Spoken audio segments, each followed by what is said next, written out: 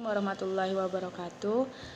Selamat pagi kepada Profesor Dr. Hasna Faizar ARM Hum dan selamat pagi kepada teman-teman semuanya. Baiklah, saya Sri Widya Ningsi, penyaji pertama dari kelompok 13 akan mempresentasikan tentang teknologi Melayu. Yang pertama yaitu rumah Melayu. Bagi orang Melayu, rumah memiliki arti yang sangat penting, bukan saja untuk tempat tinggal, tetapi juga lambang kesempurnaan kehidupan. Rumah Melayu umumnya memiliki halaman yang luas dan ditanami pohon buah-buahan. Bahan-bahannya diambil dari alam dan sumber yang bisa diperbarui seperti jenis kayu, bambu, rotan, dan pelepah. Kerangka dan struktur bangunan memakai sistem lobang, pahat, dan pasak sehingga tidak memerlukan paku. Konstruksi tanpa paku ini membuat bangunan lebih lentur atau fleksibel dan lebih tahan terhadap gaya. Rumah Melayu bisa dibongkar pasang dan dipindahkan ke tempat lain dengan menguraikan bagian-bagiannya. Sistem bongkar pasang ini memungkinkan rumah tradisional Melayu dibongkar, dipasang kembali, ataupun dipindahkan dengan diangkat keseluruhannya secara bergotong royong ke lokasi yang baru. Ciri-ciri rumah Melayu, rumah panggung yang didirikan di atas tiang, manfaatnya adalah untuk menghindari dari masuknya binatang liar, terbebas dari banjir, dan tanah yang lembab. Rumah juga menjadi lebih dingin dari sirkulasi udara pada semua bagian, atas, samping, dan bawah. Ruang kosong di bawah rumah atau kolong bisa digunakan untuk menyimpan barang dan peralatan. Rumah Melayu terdiri dari dua bagian, yaitu rumah ibu dan rumah dapur. Rumah ibu adalah dalam rangka penghormatan peran ibu sebagai pengelola rumah tangga sehari-hari. Rumah ibu terdiri dari ruang tamu dan kamar tidur. Rumah dapur dibuat terpisah dari rumah ibu untuk mengelakkan bahaya kebakaran akibat api dari kegiatan memasak merembet ke rumah ibu dengan cepat. Di depan rumah terdapat serambi yang memiliki lantai yang lebih rendah dari lantai rumah ibu. Di belakang rumah juga ada pelantar sebagai tempat bekerja agak kotor dan tempat kegiatan basah atau mencuci. Lantainya biasanya terbuat dari belahan nibung, tidak dipaku tetapi dijalin dengan rotan. Tangga ditempatkan di depan rumah dan di belakang rumah sebagai tambahan. Terdiri dari tangga depan, selalu berada di bawah atap pada pintu serambi depan dan tangga penghubung antar ruangan, terdiri 1 atau 3 anak tangga. Tiang dapat berbentuk bulat atau persegi. Jumlah tiang rumah induk paling banyak 24 tiang. Pada rumah yang bertiang 24, masing-masing tiang didirikan dalam 6 baris dan setiap barisnya terdiri dari 4 buah tiang. Tiang-tiang itu terdiri dari tiang utama. Pada sebuah rumah ada 4 buah, disebut juga tiang seri atau tiang tua, yaitu di keempat sudut rumah induk atau rumah ibu. Tiang ini harus menerus dari tanah ke penutup tiang, tidak boleh bersambung. Kemudian tiang penghulu yang terletak di antara tiang seri bagian depan rumah. Untuk struktur rangka, selain tiang, terdapat pula rasuk, berbentuk persegi dan dipasang menembus tiang. Disebut juga gelegar jantan atau gelegar induk. Kemudian gelegar disebut juga anak rasuk, ukurannya lebih kecil dari rasuk dan disusun melintang di atas rasuk. Lantai papan atau nibung dipasang di atas gelegar ini.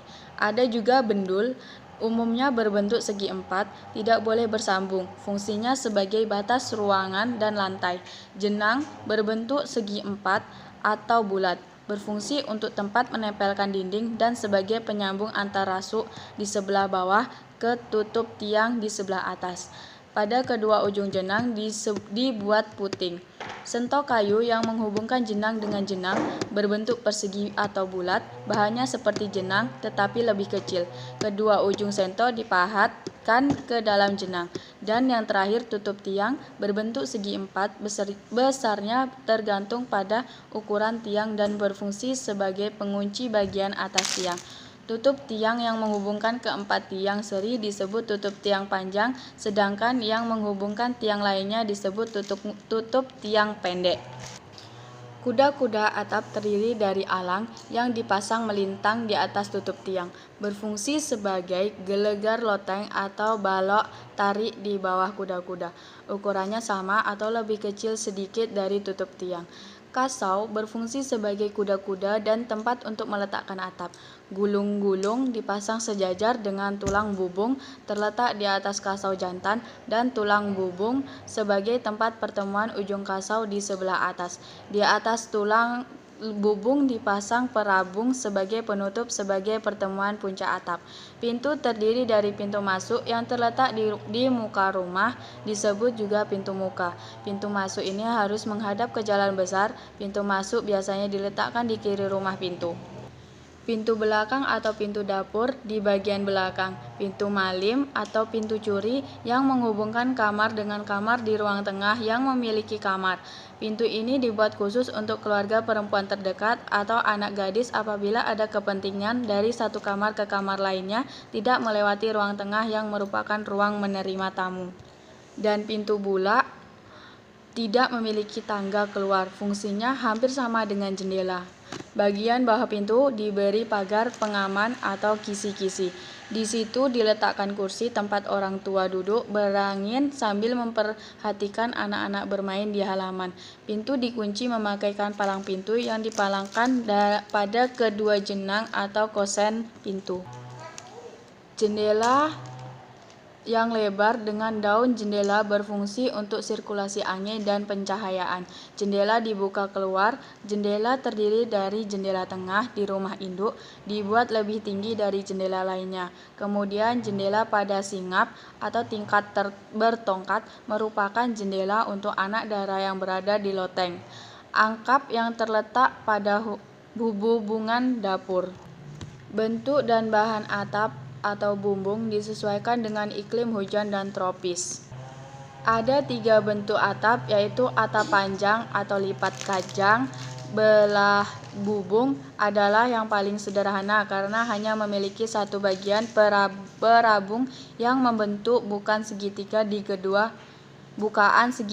kedua ujungnya yang ditutup dengan penutup tebah layar atau singap, ebek, bidai.